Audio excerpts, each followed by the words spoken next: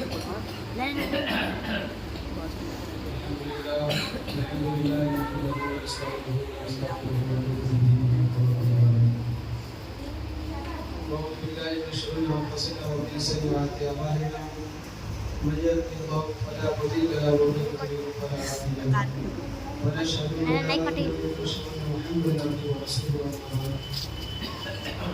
بالله من الشيطان الرجيم بسم الله الرحمن الرحيم بعد توحید کے انوار شمائل رسالت کے پروانوں اور سے عظم دیوانوں مستقی ہمتی میں چلنے والوں آگے قرآن سب سے پہلے آقا امامدار مدینے کے تاندار ہم غریبوں کی غمگسار سرور دو عالم صلی اللہ علیہ وسلم کی بارگاہ مقدس بنا ہے ہم اور آپ عقیدت و محبت سے اس کی بارگاہ میں جس کے صدقے میں رب نے کائنات کو پیدا کیا اس کی بارگاہ میں جو 18,000 کائنات کے مالک ہیں اس کے بارگاہ میں جس کی تعظیم کو کعبہ ہم لوگ سجدہ کرتے ہیں خانہ کعبہ کی طرف جھک کر کے اور جو کعبہ جس کا سجدہ کر رہا ہے اسی کی بارگاہ میں آئیے ہم اور آپ سب سے پہلے حضور سرور کائنات کی بارگاہ میں جھک کے جو پڑے اللهم صل على سيدنا سيدنا نبينا صلى الله تعالى عليه وسلم السلام علیکم یا رسول اللہ یا حبیب اللہ یا نبی اللہ صلی اللہ علیہ وسلم. درود شریف پڑھنے کا وظیفہ یہ ہے اگر کوئی شخص کثرت سے درود شریف جمعہ اور جمعرات کو پڑھا کرے گا تو کل قیامت کے دن حضور فرماتے ہیں کہ اس کا اور جنت میں وہ اور میں اتنا قریب رہوں گا جیسے کہ ایک انگلی 2 انگلیوں سے بھی جایا کرتی ہے اتنے قریب ہوں گے. درودوں کا کثرت جانتے درود پڑھنے والے آج بھی جب جائیے گا مدینہ شریف میں تو جہاں حضور کا روضہ وہاں پر درود ابراہیمی لکھا ہوا ہے آج بھی درود شریف وہاں پر لکھا ہوا ہے. صحابہ کرام فرماتے تھے کہ جب حضور قرآن میں رب کسی کام کو نہیں کرتا ہے قرآن کہہ رہا ہے یا ایھا الذین آمنوا استعینوا قرآن کی کئی ایسے آیات کریمہ ہے جسے رب نہیں کہتا کہ میں نماز پڑھتا ہوں تم بھی نماز پڑھو میں روزہ رکھتا ہوں تم بھی روزہ رکھو. رب ہر کام سے پاک ہے لیکن ایک کام ہے جو رب بھی کرتا ہے اور بندوں کو بھی کرنے کو حکم دیتا ہے وہ یہ ہے کہ اے ایمان والوں میں اپنے حبیب پر درود بھیجتا ہوں تم بھی خوب درود بھیجا کرو. یعنی درود رب اپنے حبیب پر بھیجتا ہے تو ہم تمام لوگوں کو چاہیے کہ آقا کریم کی بارگاہ میں درود کا کثرت کرنا چاہیے. ایک بخاری شریف کی حدیث بھی ہے کہ جب کوئی شخص درود شریف پڑھتا ہے تو عرش اعظم ہلنے لگتا ہے. فرشتے پوچھتے ہیں کہ عرش اعظم بتا تو ہل رہا ہے. عرش اعظم جواب دیتا ہے کہ آج کچھ ایسے نئے بندے ہیں جو درود شریف کا کثرت کر رہا ہے. عرش اعظم سے فرشتے پوچھتے ہیں کہ عرش اعظم بتا تو کب تک ہلے گا کب تک گردش کرے گا. عرش اعظم جواب دیتا ہے فرشتوں کو کہ جب تک کہ اللہ تعالیٰ ان گنہگار بندوں کی مغفرت نہ کر دے میں گردش کرتا ہی رہوں گا. آپ کی درود پڑھنے کا یہ ہے کہ عرش اعظم ہلنے لگتا ہے. اللہ اکبر. آئیے پھر ایک بار آقا نامدار کی بارگاہ میں جھکتے ہوئے اللهم صل على سيدنا سيدنا صلاة والسلام عليك صلى الله تعالى عليه وسلم. آج ہم سب چاہتے ہیں کہ ہمارے گھروں میں صلاح الدین ایوبی جیسا صلاح الدین ایوبی پیدا ہو جائے. آج ہماری قوم چاہتی ہے کہ خالد بن ولید آج پیدا ہو جائے. ہماری قوم چاہتی ہے کہ محمد بن قاسم آ جائے لیکن یہاں سارے لوگ اکثر لوگ کسان بیٹھے ہوئے ہیں. آپ سب جانتے ہیں کہ زمین والے لوگ ہیں. بتائیے فصل کہاں اچھی ہوتی ہے؟ فصل وہاں اچھی ہوتی ہے جہاں زمین اچھی ہوتی ہے. جہاں زمین اچھی ہو وہاں فصل اچھی ہوا کرتی ہے. یاد رکھیے اگر ماں کی گود اچھی ہوتی ہے تو نسل اچھی ہوا کرتی ہے.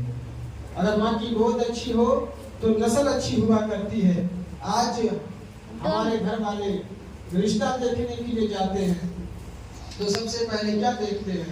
بیٹا ماں باپ سے کہتا ماں جا کر کے دیکھ کر کے آؤ اس کی آنکھیں کیسی ہے. ماں دیکھ کر کے آؤ اس کی پیشانی دیکھنے میں کیسی ہے. ماں یہ دیکھ کر کے آؤ کہ اس کے زلفیں جو ہے وہ ناگن جیسی ہے کہ نہیں ہے. ماں یہ دیکھ کر کے آؤ کہ جب وہ چلتی ہے تو مورنی کی طرح چلتی ہے کہ نہیں چلتی ہے. ماں یہ دیکھ کر کے آؤ کہ اس کی آنکھیں ہیرن جیسی ہے کہ نہیں ہے.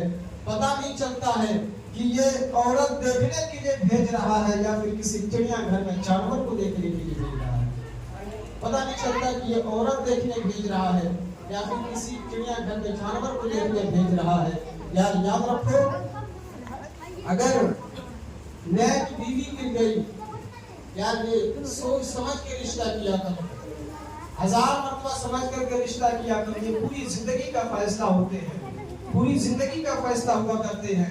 اگر نیک بیوی مل گئی تو دنیا میں جنت ہے, اور اگر ٹیڑھی بیوی مل گئی تو دنیا ہی دوزخ ہو جائے گی. مفتی محمد حسین رحمۃ اللہ علیہ فرمایا کرتے تھے اگر بیوی نیک ہے تو جنت کی چڑیاں ہوا کرتی ہے, اور اگر بیوی بد کردار ہے, بد اخلاق ہے تو جہنم کا کوا ہوا کرتا ہے. اللہ اکبر. اسی لیے آپ یاد رکھیے. اور میرے غوث میں تو غوث اعظم کی کچھ باتیں میں آپ کو بتانا چاہ رہا ہوں. اللہ اکبر. اور میرا غوث کا شان کیا ہے؟ میرے غوث کی تو ماں بھی شان بے مثال ہے, باپ بھی بے مثال ہے, دادا بھی بے مثال ہے, نانا بھی بے مثال ہے. اللہ اکبر. اگر ننہار کی بات کی جائے تو کیا شان ہے. بغداد کی سرزمین ہے. اللہ اکبر. بارش نہیں ہو رہی تھی, لوگ پریشان تھے کہ بارش کیسے کرایا جائے, لیکن بارش کیسے کرایا جائے. اللہ اکبر. اسی بغداد کی سرزمین پر میرے سرکار غوث پاک میں پھوپھی حضرت عائشہ رضی اللہ تعالی عنہا رہا کرتی تھی. لوگوں کو پتا تھا کہ جب کوئی پریشانی آئے تو سیدوں کی چوکھٹوں میں کھٹکھٹائی جاتی ہے. جب کوئی آفت جب کوئی آفت آتی ہے تو نبی کے گھر کے دروازوں کی دستک دی جاتی ہے. سارے لوگ سرکار غوث اعظم کی پھوپھی کے پاس چلے جاتے ہیں, اکٹھا ہو کر کے آئے ہیں. آنے کے بعد کہتے ہیں کہ سیدہ بغداد کی سرزمین میں بارش نہیں ہو رہی ہے, لوگ جانور پیاسے مر رہے ہیں, کھیتیاں سوکھ چکی ہے. اللہ اکبر. سیدہ فرماتی ہے بتاؤ کیا چاہتے ہو. اب تو تمام لوگوں نے کہا تھا آپ دعا کر دیجئے, آپ نبی کے خاندان سے تعلقات رکھتے ہیں, اگر آپ دعا کریں گے تو بارش ہو جائے گی. اتنا کہنا تھا, لیکن سیدہ جھاڑو لیتی ہے. لوگ کہتے ہیں سیدہ ہم تو دعا کروانے کے لیے آئے ہیں, لیکن آپ تو ہماری بات کو انسونا کر دی ہے. کہنا تو سیدہ فرماتی ہے تم اپنا کام کرو, میں اپنا کام کرتی ہوں. اس کے بعد اللہ جھاڑو لگانے کے بعد آسمان کی طرف دیکھ کر کے کہا تھا اے پروردگار عالم, جھاڑو میں نے لگا دی ہے, اب تو چھڑکاؤ کر دے, پانی تو گرا دے. بغداد والے کہتے ہیں خدا کی قسم لوگوں, میں ابھی پلٹ کر کے ہم لوگ گھر نہیں آئے تھے کہ بغداد کی گلیوں میں دریا کے چشمے جاری ہو گئے تھے. اللہ اکبر. بغداد کی گلیوں میں دریا کے چشمے جاری ہو گئے تھے. جب میرے سرکار غوث اعظم کے پھوپھی کی یہ شان ہے تو غوث کا کیا شان ہوگا. اللہ اکبر. جب سرکار غوث اعظم کے پھوپھی کا یہ مرتبہ ہے تو ہمارے سرکار غوث اعظم اللہ اکبر.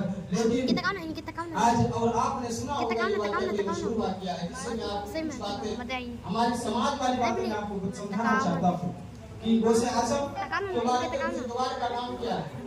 غوث اعظم کے ابو کا نام حضرت ابو صالح. حضرت ابو صالح آپ جانتے ہیں جب ہمارے غوث اعظم جب ہمارے باپ کا کوئی تذکرہ کرتا ہے تو ہم خوش ہوتے ہیں. آج ہم غوث اعظم کے ابو کا تذکرہ کر رہے ہیں. بغداد والے بغداد میں مسکرا رہے ہوں گے, بغداد والے وہیں سے دعا دیں گے. غوث اعظم کے ابو کا عمل کیا تھا؟ دن بھر روزہ رکھتے تھے, رات کو قیام کرتے تھے, کھڑے ہو کر کے پورے قرآن کی تلاوت کیا کرتے تھے. اللہ اکبر. یہ عمل تھا. لیکن آپ نے واقعہ سنا ہوگا کہ آپ ایک دن افطار کا مسئلہ پیش آیا تو آپ سمندر دریا کے کنارے گئے, سیب بہتا ہوا آ رہا تھا. آپ بتائیے وہ جو سیب آ رہا تھا غوث اعظم نے کیا اسے چرایا تھا یا پھر کیا غوث اعظم نے اسے چھینا تھا؟ کیا غوث اعظم نے کسی کا رکھا ہوا اٹھایا تھا؟ نہیں پیارے, بلکہ وہ جو بہ کر کے آ رہا تھا. लेकिन जैसे ही अबू साले ने उस सेब का लुकमा हलक में लिया, हलक से नीचे उतरा, दिल ने सवाल किया, अबू साले तूने जो सेब खाया है, अभी ये बिलैया बार पर गिलाओ तो मारम लग गया क्या फाटम लहू, बताओ इसका रब पूछ देगा तो क्या जवाब दो, तो क्या जवाब देगा? अल्लाह अकबर, इस ख्याल का दिल में आना था। देखिए मेरा अब्बा के गाड़ी दिया था बिलैया, चलना शुरू कर देते हैं जिधर से सेब पै करके आ रहा था। अल्लाह अकबर, लेकिन मैं यहीं पर एक बात आपसे ठहर करके कुछ कहना चाहता हूँ, हमारे समाज की जो हालात है। अल्लाह अकबर, आज हम में कुछ ऐसे भी लोग होते हैं जो बाजार में फ्री टहला करते हैं, यार फ्री टहलते हैं। हम जाते हैं बाजार में, पहले गया जाकर के सिंघाड़ा उठाता है, खाया, उसके बाद पूछता है, थोड़ी सी आगे बढ़ता है, अभी माँ तो बिलैया कद नहीं साहिल का घर, साहिला घर का एगो बगल में ना तो जिस सदा में ओका माँ मूंगफली उठाई है, खा लिया है, खाने के बाद बोल रहा बताओ इसका क्या रेट है? अल्लाह अकबर, बताओ उसका क्या रेट है? उसके बाद वो जब बाजार से आता है तो अपना पेट भर करके खा करके आता है। या उनसे पूछो कभी कि सुबह से शाम हो गई है, 1 रुपया किसी को नहीं दिया है, पेट भर के खा करके आ रहा है और सीना चौड़ा करके आ रहा है। ऐसा लगता है कि पूरे बाजार को खरीद करके खा करके आ रहा है। अल्लाह अकबर, यार ऐसे खाना शरीयत ने हराम कहा है। ऐसे किसी का एक दाना बगैर इजाजत के नहीं खा सकते हो। ये लेकिन लोग आज बाजार में हराम खा जाया करते हैं बाजार में। यार हलाल के रूप में अपने हलक से उतारा करो, एक दाने हलाल के खाया करो, इसीलिए कि अल्लाह अकबर, एक दाने हलाल के खाया करो। आज हम हमारे यहाँ खेतियां होती है, लोग खेत के मेड़े पर चला करते हैं, लेकिन जब चलते हैं तो किसी का खेत होता है, बाल पकड़ा है, बाल को झटका मारा है, 30 नहीं बल्कि 70 दाने हाथ में आ जाते हैं। आने के बाद कुछ दानों को मुंह में दबाते हैं, कुछ चबाते हैं, कुछ फेंक देते हैं। अल्लाह अकबर, कोई फर्क नहीं पड़ता है किसका दाना है, किसका खेत है, कोई फर्क नहीं पड़ता है। उसके बाद तुम क्या सोचते हो? कल कयामत का दिन होगा। अल्लाह अकबर, कयामत का दिन होगा, पूछेगा, बताओ रब हिसाब लेगा।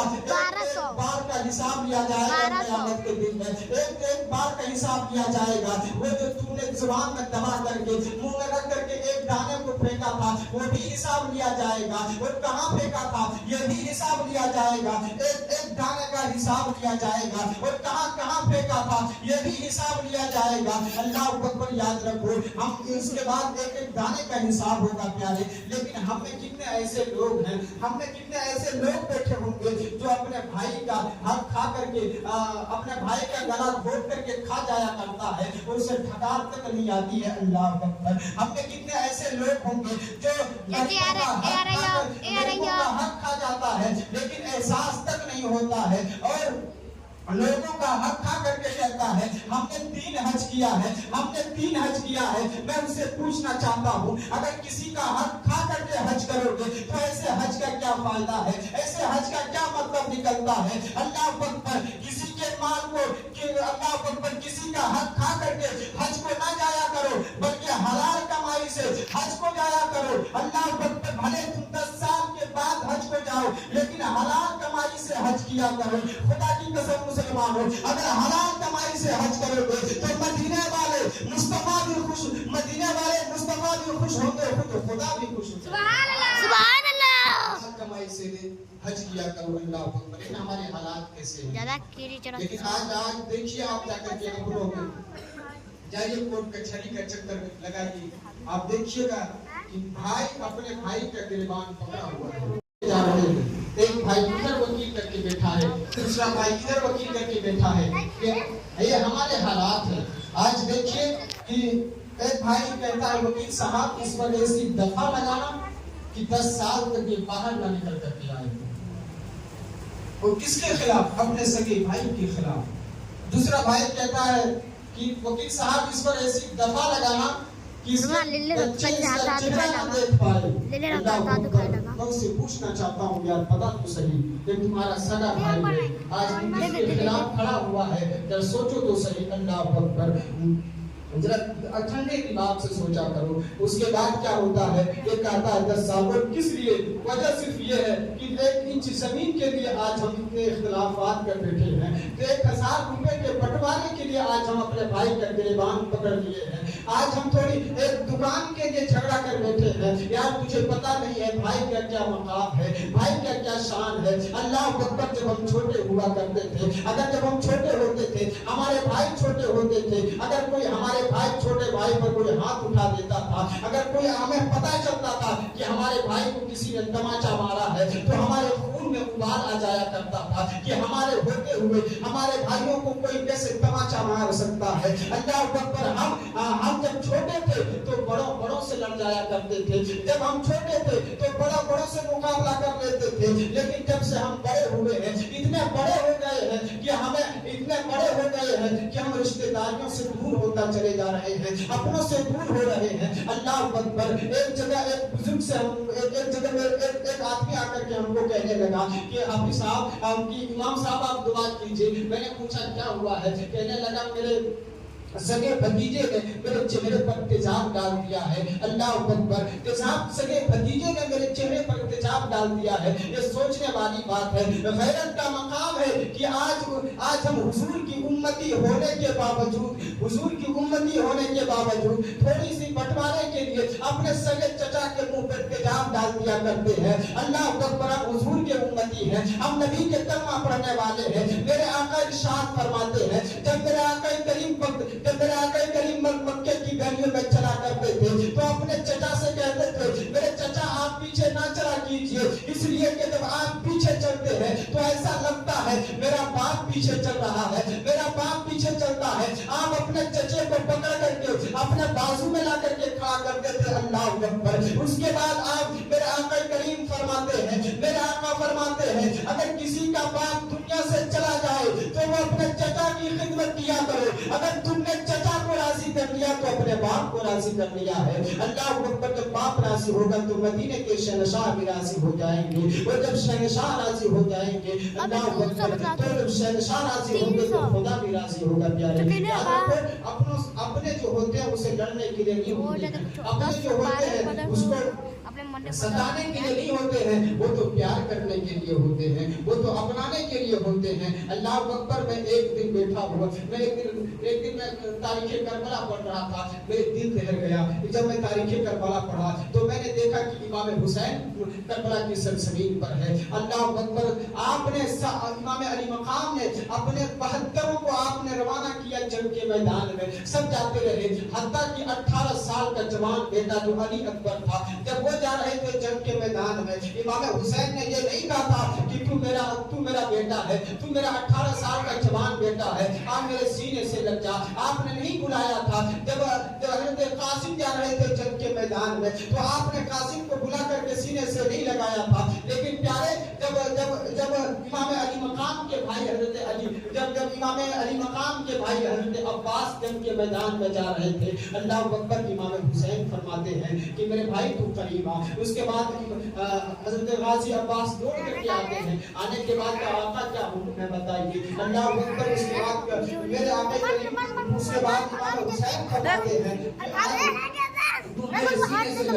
تو میرے سینے سے لگ جا. اس کے بعد غازی عباس فرماتے ہیں آقا حسین میں سینے سے وجہ کیا ہے. اس کے بعد کہتے ہیں بغداد کی سرزمین پر میرا کوئی بھائی نہیں ہے, ایک تو ہی میرا بھائی ہے, اور ایک مرتبہ اپنا بھائی کہہ کر کے مجھے پکار ہے. اللہ اکبر, ایک مرتبہ مجھے اپنا بھائی کہہ کر کے پکار. اس کے بعد امام علی مقام فرماتے ہیں, امام علی مقام غریب کا بیٹا ہوں, آپ میری ماں نے سکھایا ہے کہ حسین تمہارا آقا ہے اور میں غلام ہوں, میں غلام ہوں. یہ کہا. اس کے بعد غازی عباس نے امام حسین کو اپنا بھائی کہا. اور جب جنگ کے میدان میں گئے, اللہ اکبر, جنگ کے میدان میں غازی عباس جب شہید ہوئے تھے, امام حسین, اللہ اکبر, جب شہید ہوئے تھے, آپ کو تاریخ کربلا معلوم ہوگا, 72 سارے لوگ شہید ہو گئے. امام حسین نے کبھی بھی اپنے کمر پکڑ کر کے نہیں بیٹھے تھے. علی اکبر شہید ہوئے, کمر میں ہاتھ نہیں آیا تھا. قاسم شہید ہوئے, کمر میں ہاتھ نہیں آیا تھا. اللہ اکبر. اس کے بعد اولو محمد شہید ہوئے,